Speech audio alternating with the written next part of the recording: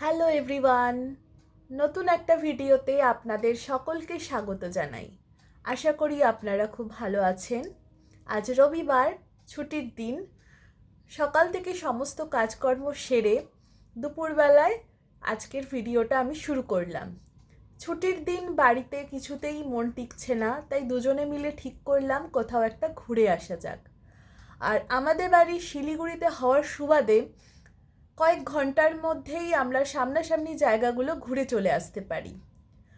শিলিগুড়িতে একটা গুরুত্বপূর্ণ কাজ ছিল, সেই কাজটা সেরে আমরা দুজনেই বেরিয়ে পড়লাম হর্নবিল পার্কের উদ্দেশ্যে। সেখানে গিয়েই আপনাদের সাথে আবার দেখা হচ্ছে। আমরা শিলিগুড়ি থেকে প্রথমে দার্জিলিং মোড়ে পৌঁছালাম। সেখানে সিগন্যালে কিছুক্ষণ অপেক্ষা করার পর ডান দিকে যে রাস্তাটি দার্জিলিংয়ের দিকে এগিয়ে যাচ্ছে সেই রাস্তাটি আমরা ধরলাম। এখান থেকে দার্জিলিংয়ের দূরত্ব প্রায় ৭৭ কিলোমিটার। আর এই সেই বিখ্যাত রাস্তা, যে রাস্তাটিকে আমরা সকলেই হিলকাট রোড নামে জানি। এই রাস্তাটিতে গাড়ি চলার পাশাপাশি রাস্তার ধারে ঐতিহাসিক দার্জিলিং হিমালয়ান রেলওয়ের ট্র্যাকটিও রয়েছে। পথে চলতে চলতে যদি সৌভাগ্য থাকে অবশ্যই দেখা মিলবে দার্জিলিং হিমালয়ান টয় ট্রেনের। এইভাবে এগোতে এগোতে আমরা প্রথমে জ্ঞানজ্যোতি মোড় দাগাপুর পেরিয়ে শালবাড়ির পথে এগোচ্ছি।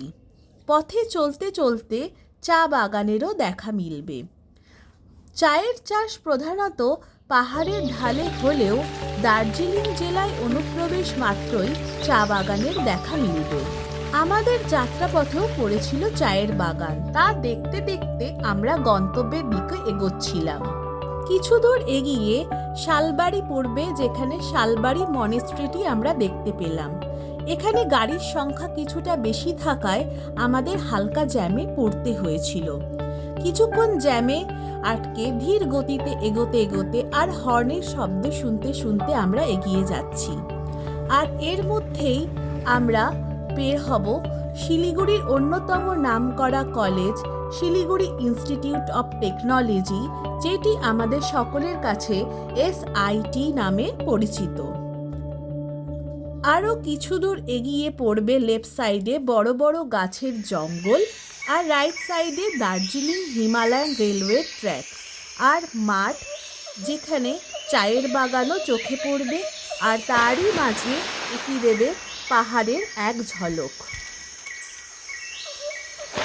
তখনও আমরা পাহাড়ের সামনাসামনি পৌঁছেছি মাত্র, কিন্তু পাহাড়ের আবহাওয়ার অনুভূতি আমাদের কিছুটা করে মিলতেই থাকে। এই দৃশ্যপট শুধুমাত্র যেন নিজের দৃষ্টিকে স্নাত করার জন্য ও শান্ত মনে অনুভব করার জন্য। কিছু দূর এগিয়ে গিয়ে পড়বে শুকনা। সেখানে আমাদের গাড়ির পেপার চেক করানোর জন্য পুলিশ দাঁড় করালো। আমরাও দাঁড় হলাম এবং গাড়ির এই পেপার সমস্ত চেক করার পর আমাদের ছেড়ে দিল। শুকনা মোড় থেকে একটি রাস্তা লেফট সাইডে চলে যাচ্ছে শুকনা মিলিটারি ক্যাম্পের দিকে, আর আমরা সোজা রাস্তা ধরে এগিয়ে চললাম। কিছু দূর এগিয়ে ডান দিকে পড়বে শুকনা রেলওয়ে স্টেশন, আর লেফট সাইডে পড়বে একটি বড় বজরংবলীর মন্দির।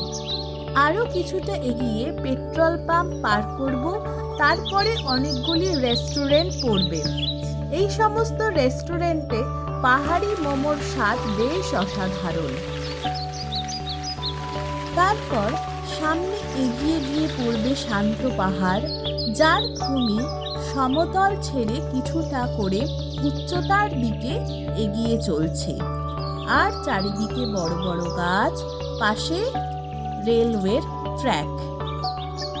এই পথে দেখা মিলবে মহানন্দা ওয়াইল্ড লাইফ স্যাংচুয়ারির কাঠের বাংলোটিও, যা দেখতে খুবই সুন্দর, পাহাড়ি পরিবেশের উপযুক্ত বাংলো। পথে চলতে চলতে এই দার্জিলিং হিমালয়ানের রেল ট্র্যাকটি কখনো আমাদের সঙ্গে সঙ্গেই চলবে, আবার কখনো জঙ্গলের ভেতর দিয়ে কোথাও যেন লুকিয়ে যাবে, আবার পথের সামনের দিকে বেরিয়ে আমাদের সাথে সাথেই চলবে। রাস্তার পরিবেশটি দেখেই অপূর্ব সুন্দর লাগছে, যা আমাদের সকলেরই মন ছুঁয়ে যাওয়ার মতো। যেখানে প্রকৃতি নিজেই এত সুন্দর যে তার সৌন্দর্য বর্ণনা করার ভাষা আমাদের শব্দে কম পড়ে যাচ্ছে, তাকে শুধু অনুভবই করা যায়। তাই আমরা এই প্রকৃতির স্বাদ অনুভব করতে করতে সামনের দিকে এগিয়ে চলেছি।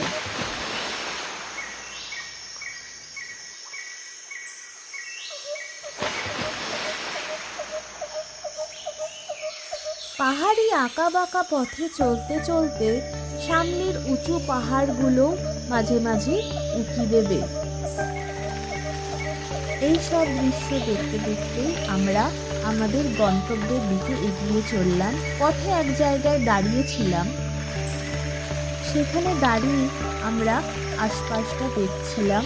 সূর্য তখন মধ্য গগনে।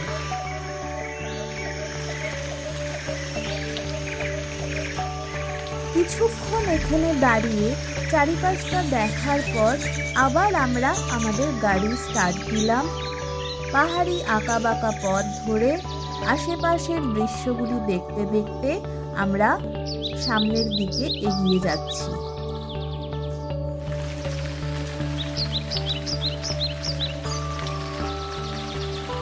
কিছু দূর এগিয়ে গিয়েই আমরা রংটংয়ে পৌঁছালাম।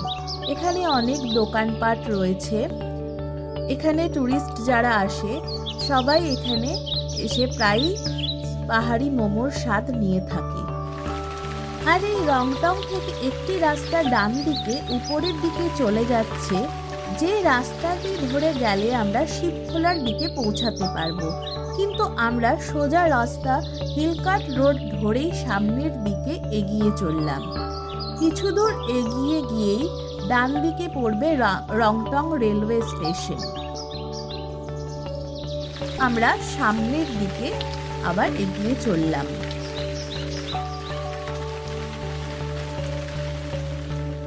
সামনের দিকে আরো কিছুটা এগিয়ে গিয়ে আমাদের গন্তব্য হর্নবিল পার্কে আমরা পৌঁছে গেলাম।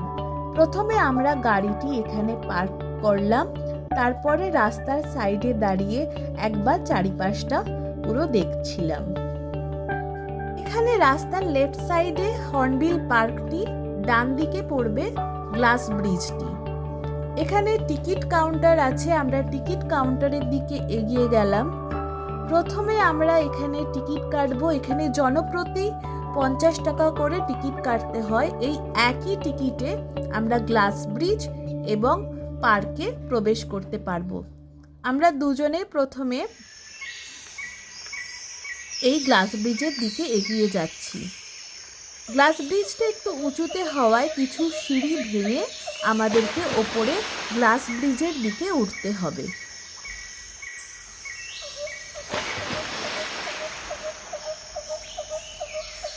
আমরাও ধীরে ধীরে গ্লাস ব্রিজের সিঁড়ি ভেঙে উপরের দিকে উঠছি। উপরে কিছুটা উঠে জুতো খুলে গ্লাস ব্রিজে উঠতে হয়, আর গ্লাস ব্রিজে একসঙ্গে অনেকজন ভিড় করে ওঠা যায় না। ওখানকার মেনটেনেন্স কর্মীরা কিছুজন করে উপরে উঠতে দেয়, তার ফলে জায়গাটির পরিচ্ছন্নতাও বজায় থাকে ও সুরক্ষাও বজায় থাকে। আমরা এখানে দাঁড়িয়ে চারিপাশটার সুন্দর দৃশ্য দেখলাম এবং কাছ দিয়ে নিচের দিকটাও দেখছিলাম, যা দেখে আমাদের খুবই ভালোও লাগছিল এবং নিচের দিকটা দেখে কিছুটা ভয়ও লাগছিল। আর আমরা এখানে দাঁড়িয়ে নিজেরাও কিছু ছবিও তুলে নিলাম।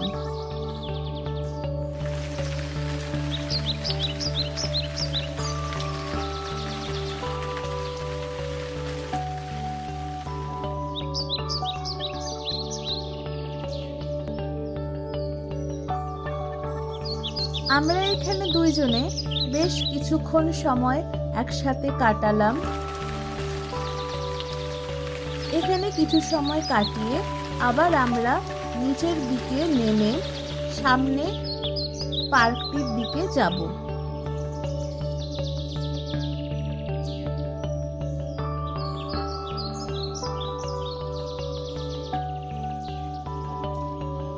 আমরা পার্কটির প্রবেশ পথে প্রথমে যে টিকিটটি কেটেছিলাম সেটি গার্ডকে জমা করে দিয়ে আমরা পার্কে প্রবেশ করলাম।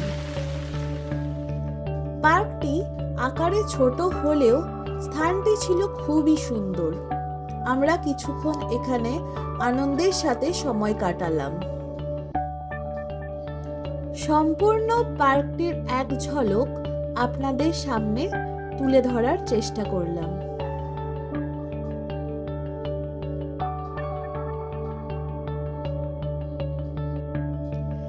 পার্কটিতে প্রবেশ করা মাত্রই দেখলাম বাচ্চা থেকে বড় সকলেই সমান তালে আনন্দ করছে। আর এই পার্কে ফটো তোলার জন্য অনেকগুলি জায়গা আছে, যা ফটোগ্রাফি প্রেমীদের কাছে আদর্শ। আমরাও এখানে কিছু ফটো তুললাম। এখানে একটা ডেকোরেট করা সুন্দর দোলনা ছিল, যা ফটোগ্রাফির জন্য উপযুক্ত। তাই আমিও লাইন দিয়ে এখানে কয়েকটা ফটো তুলেই নিলাম। তারপরে আই লাভ নেচারের কাছে আমরা দুজনেই দাঁড়িয়ে কয়েকটি ফটো তুলেছিলাম।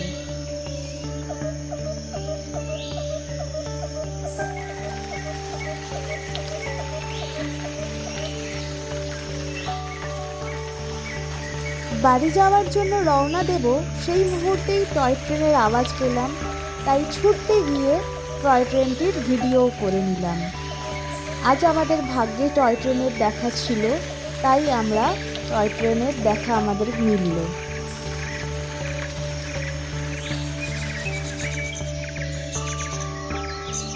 টয় ট্রেনটি দার্জিলিং থেকে এনজিপির দিকে এখন চলে যাচ্ছে। এরপরে আমরা বাড়ির পথে রওনা দিলাম। তখন প্রায় বিকেল 3:30 বেজে গেছে। সূর্যের তেজও অনেকটা কমে এসেছে। কোথাও ঘুরতে যাব আর কিছু খাবো না, তাই কখনো কি আর হয়? তাই রংটং পৌঁছে ওখানে অনেকগুলো রেস্টুরেন্ট আছে, তো একটা রেস্টুরেন্ট দেখে আমরা প্রথমে গাড়িটা পার্ক করলাম। তারপরে রেস্টুরেন্টে ঢুকে একটা টেবিল খুঁজে নিয়ে আমরা সেখানে বসলাম। খাবার অর্ডার করে অপেক্ষা করছি। প্রথমেই চলে এলো গরম গরম কফি, যার স্বাদ খুবই সুন্দর। এরপরে আমরা অর্ডার করেছিলাম চিকেন মোমো, যেটিও চলে এসেছে, যার স্বাদ অতুলনীয়। এরপরে আমরা অর্ডার করেছিলাম আলু মিমি বলে একটি পাহাড়ি ডিশ। এটি কিছুটা ঝাল আলুর দমের মতো। এর ওপরে ওয়াই পেঁয়াজ ধনেপাতা ছড়িয়ে পরিবেশন করা হয়। আমাদের খেতে ভালোই লাগলো। এক প্লেটই নিয়েছিলাম এটা, আমরা দুজনে ভাগ করে খেলাম। খেয়ে দিয়ে এরপরে বাড়ির পথে রওনা দিলাম।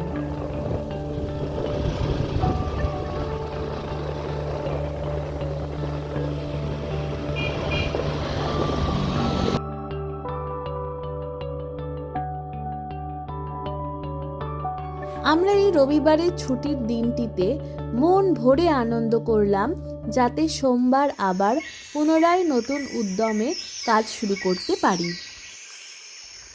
আপনাদের কাছে আমাদের গন্তব্যে পৌঁছানো এবং আবার বাড়ি ফেরার পথের দৃশ্যগুলো আপনাদের কাছে তুলে ধরে রাখার চেষ্টা করলাম, যাতে স্মৃতির খাতায় এটি চিরদিনের জন্য স্মরণীয় হয়ে থেকে যায়। এরপর আমরা বালাসন ব্রিজে পৌঁছে গেছি।